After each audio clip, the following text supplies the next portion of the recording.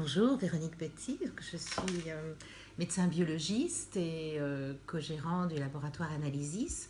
Le laboratoire Analysis est un laboratoire d'analyse médicale situé dans les Vosges, mais qui a une spécificité, qui a une branche Analysis Expertise, qui est un laboratoire spécialisé dans les expertises en alcool stupéfiant et empreinte génétique, donc un laboratoire de police scientifique et qui est le seul dans le Grand Est.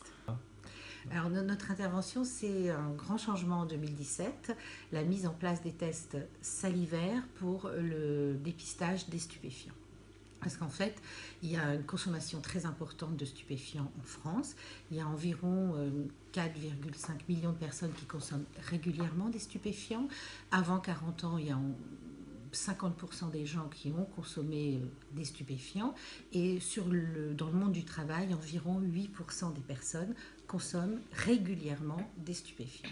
Et on s'est aperçu dans les accidents de la voie publique, les accidents mortels, qu'il y avait environ 30% de situations avec une alcoolémie positive et 23% de situations avec des stupéfiants positifs. Donc on a à peu près le même nombre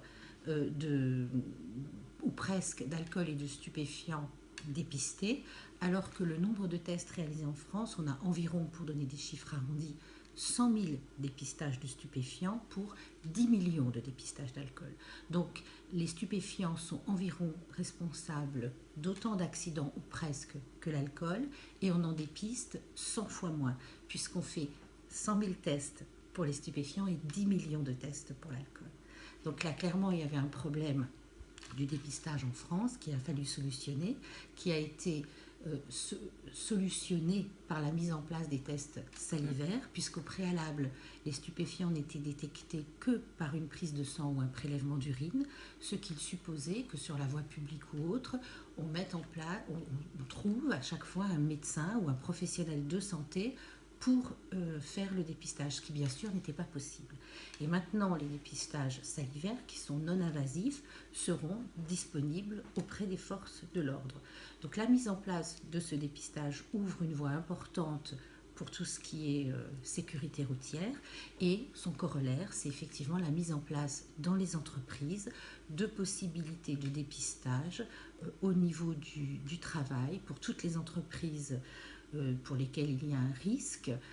Donc ça peut être évidemment les entreprises de transport, les entreprises du bâtiment, les entreprises avec des commerciaux sur les routes, les entreprises où il y a des notions de sécurité, des conducteurs d'engins ou du travail avec des produits dangereux, de s'assurer, dans le cadre des politiques de sécurité, un dépistage possible des stupéfiants. Donc bien sûr, ce dépistage doit être tout à fait ciblé, encadré par la loi. C'est ce que va expliquer Angélique Madrid.